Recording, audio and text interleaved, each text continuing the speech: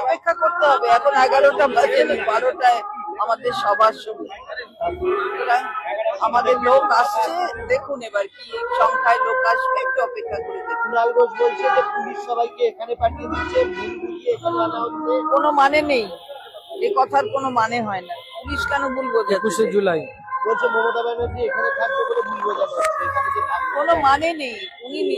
উনি নিজের সভা যেটা উনি থাকবেন, উনি সেটার দিকে নজর রাখুন। পুলিশের আমি জানি না কি অভিযোগ, প্রশাসন দেখবে। এই যে কালকে যে 21শে জুলাই ফর্মুলা বেরোলো, তাতে এই যে 25 লক্ষ টাকা 21শে জুলাই দেওয়া হলো না, 14 অত্যন্ত অন্যায়। কমিশনের রিপোর্ট যে জুলাই পদ্ধতিতে অ্যাসেম্বলিতে লে করতে জুলাই। হয়, জনসমক্ষে নিতে হয়, এর একটা নিয়ম আছে।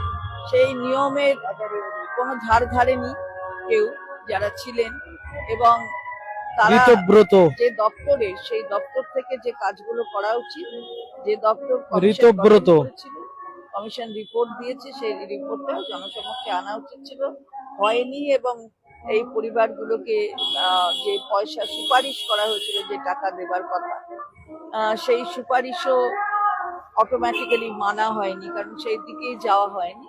এটা সঠিক কাজ হয়েছে বলে আমরা মনে করি না।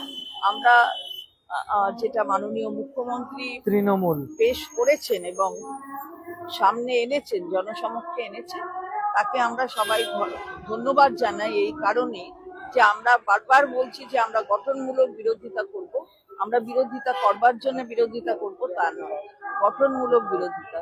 21শে জুলাই শহীদ তর্পণ করব, এখনো। অথচ কমিশনের রিপোর্টটা দেব না। আবার শুনেছি যে যে নথিটা ছিল, সেই নথিটাও দেওয়া হয়নি কমিশনের কাছে।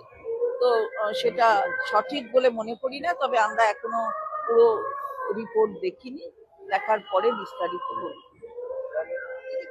বিশ্বাসঘাতকতা করা হয়েছে শহীদ পরিবারগুলোর সঙ্গে, এমনটাই অভিযোগ করছেন মুখ্যমন্ত্রী। খুব স্বাভাবিকভাবে তাই, যদি রিপোর্টটা থেকে থাকে আর সেটা না করে থাকে, তাহলে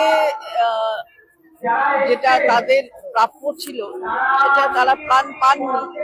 শহীদের তর্পণ এটা। 25 লক্ষ নিউ টাউন টাকা টুডেতে দেওয়া, সকলকে স্বাগত। আর এই মুহূর্তে 5 লক্ষ দেখছেন টাকা আমি উপস্থিত আছি দেওয়া, একেবারে কলকাতায় তাদের প্রতি শ্রদ্ধা দেখানো। ঋতব্রত পন্থী যে তৃণমূল কংগ্রেসের শহীদ মিনার, শহীদ দিবস 21শে জুলাই, সেই শহীদ দিবসে উপস্থিত দেখতে পাচ্ছেন। একেবারে সেজে উঠেছে সেই মঞ্চ। আমি কয়েক ঘন্টা বাকি আপনাদের এই সভা শুরু হওয়ার, কিন্তু এখনো আপনি থাকুন না, দেখুন না। আসন ফাঁকা। আরে সিংহ কেন, সমস্ত আসনই ধরুন ফাঁকা, তারপরে দেখুন, একেবারে দেখতে থাকুন। এখন লক্ষ্য করতে 11টা বাজে। পারছেন